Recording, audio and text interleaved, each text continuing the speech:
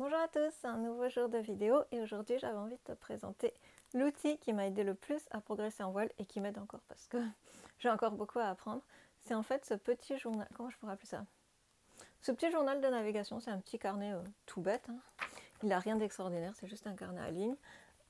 Mais en fait j'ai commencé à le tenir au tout début où je naviguais parce que j'avais envie de voir et j'avais besoin de voir et de savoir comment ma santé allait réagir en mer, allait se comporter en fonction des contraintes de la mer, du bateau, toutes ces choses-là. Donc je commençais à prendre des petites notes sur comment se comportait ma santé, dans quel état j'étais avant la sortie et comment ça s'était passé la sortie après. Et finalement, il s'est avéré que petit à petit, j'ai noté de plus en plus d'informations et que ça s'avère être un très bon outil de pratique et de progression. Je te le présente un peu plus en détail pour te donner une idée voilà, à quoi peut ressembler une page. Une double page, c'est comme ça. Donc en fait, ce que je note, bon, toujours en premier, évidemment, c'est la date, savoir quand et où j'ai navigué. Le lieu de navigation, la zone, c'est important aussi. Je note le type de sortie que c'est, combien de temps on est sorti en mer, est-ce qu'on est sorti 1 heure, est-ce qu'on est sorti une demi-journée, avec qui j'étais, l'équipage et le nombre de personnes qu'il y avait à bord. Ça peut être aussi les niveaux des personnes qu'il y avait à bord. Est-ce que c'était des nouveaux équipiers, des gens qui connaissaient rien? Est-ce que c'était des gens très expérimentés? Voilà, je note ça. Je note le bateau et le nom du bateau et le type de bateau sur lequel je navigue ainsi que sa taille. Ça m'a beaucoup aidé ça en fait à justement après pour faire mon choix pour le bateau que je voulais acheter,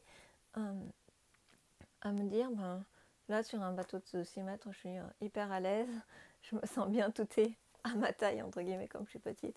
Là sur le bateau de 10 mètres il n'y a pas de souci, je peux le gérer, mais par contre si je suis toute seule c'est trop pour moi, ça va être trop fatigant, notamment les voiles.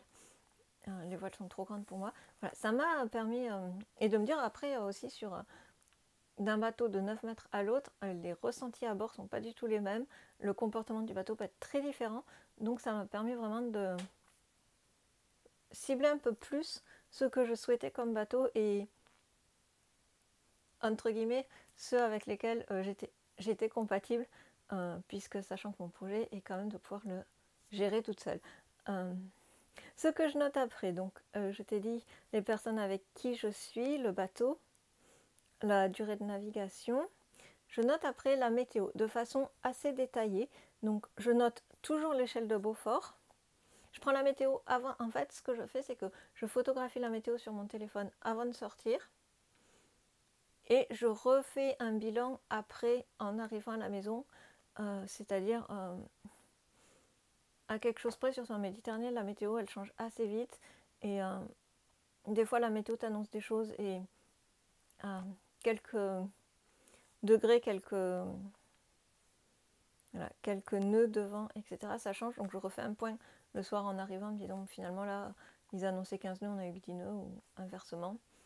Pour avoir une idée, bon, grosso modo de la météo, ça change pas grand-chose si un nœud de vent près, contrairement à ce qui était annoncé, on a eu un nœud de vent en plus ou en moins, mais voilà, d'avoir une idée à peu près globale de la météo. Donc je note l'échelle de Beaufort, la vitesse moyenne du vent et des rafales qu'on a eues, la vitesse à peu près du bateau qu'on a eu le temps de la navigation, le temps proprement dit, c'est-à-dire est-ce qu'il y avait du soleil, est-ce qu'il y avait des nuages, la température qu'il faisait et l'état de la mer, est-ce qu'on avait de la houle, est-ce qu'il y avait des moutons, voilà, est-ce qu'il y avait des vagues avec est-ce qu'on a eu des risées, voilà.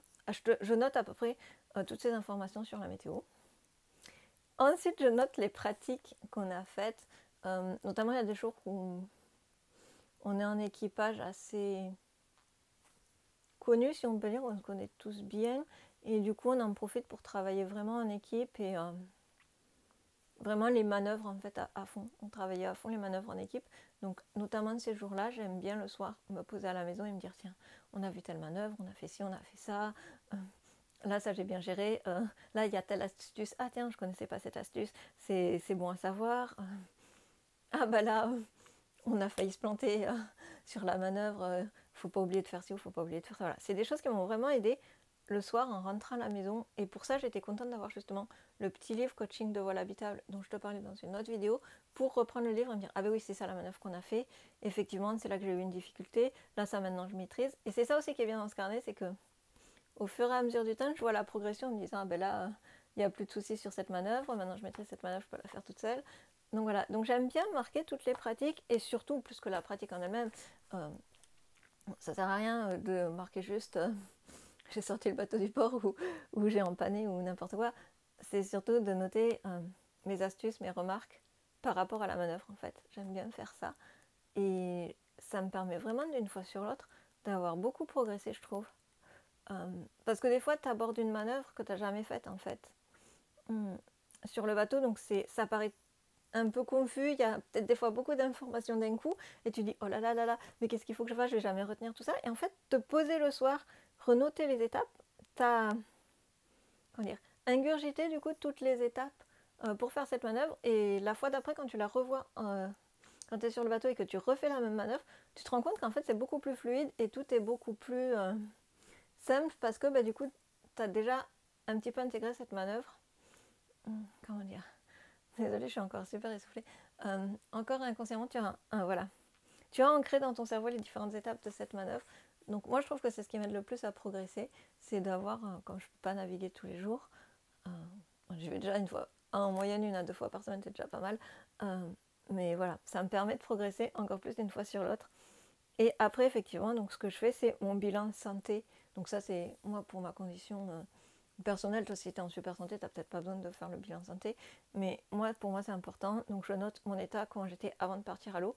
Parce qu'il y a des jours où je suis moyen, mais clairement, si j'étais toute seule, je ne sortirais pas à l'eau ce jour-là. Mais je sais que quand je suis sur l'eau, en général, ça va toujours. Et on est en équipage, donc il n'y a pas de souci.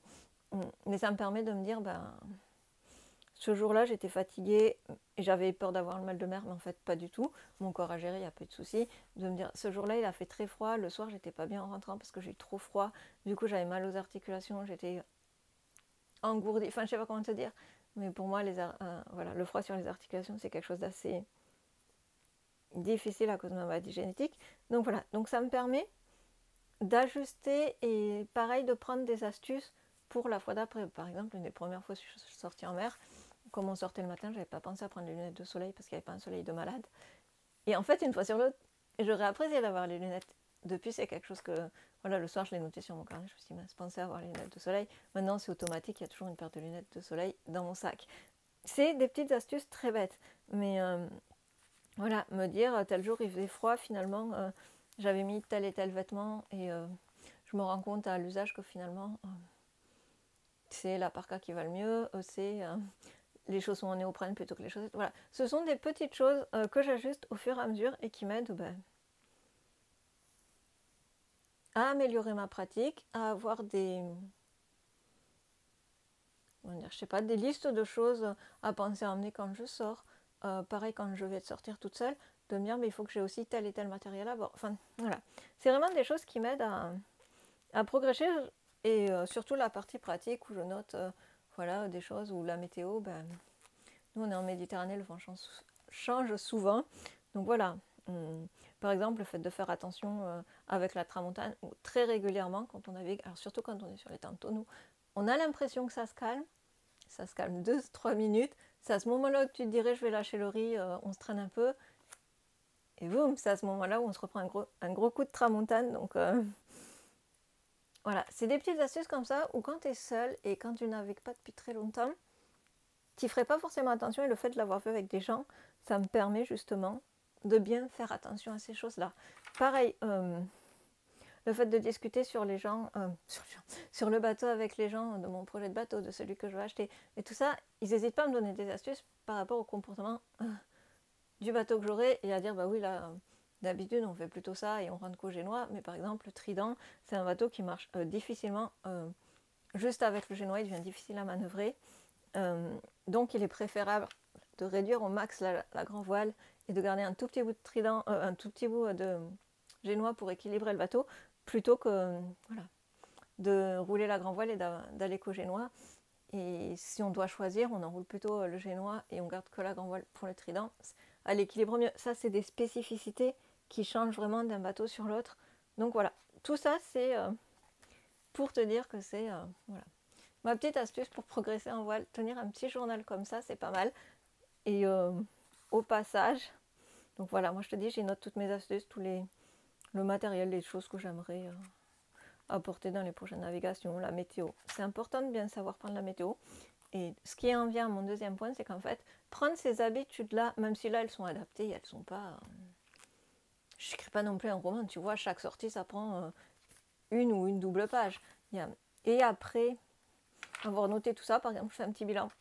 De temps en temps, je fais un petit bilan en me disant, bah tiens, sur ce bateau, je me sens très à l'aise. Sur celui-là, c'était un nouveau bateau, je ne le connaissais pas, j'étais pas du tout à l'aise. J'aime mieux naviguer sur celui-ci. Enfin, tu vois, voilà, c'est faire des petits bilans, des petites observations. Et ce que je disais, c'est que ça en vient à notre deuxième point, c'est qu'en fait, en tenant ce petit journal, tu prends des bonnes habitudes pour le jour où tu vas te retrouver sur des longues traversées. Tu seras peut-être le skipper, le chef de bord, et tu auras peut-être besoin de tenir un vrai journal de bord avec les événements importants qui se passent à bord. Si un équipier s'est blessé, si tu as eu des difficultés, la météo, tout ça. Donc en fait, mine de rien, tenir ce petit journal de navigation, ça te permet de commencer à prendre des bonnes habitudes pour quand tu seras sur une grande traversée. Donc voilà, j'espère que ça t'aura inspiré. Évidemment, tu choisis le carnet qui te plaît. Il n'y a pas de prérequis. Il existe justement des carnets spéciaux pour la navigation où tu as des petits cadres exprès pour noter ta météo, tes machins, tes trucs. Donc voilà, tu fais ce qui t'inspire. Et n'hésite pas à me dire si tu tiens ton journal de bord, si ça t'a donné envie de le tenir, n'hésite pas. Et n'hésite pas à me dire aussi si tu préfères le tenir de façon numérique, si tu préfères le tenir de version papier. Toutes tes astuces pour tenir un super journal de bord. Je te dis à bientôt et bonne navigation.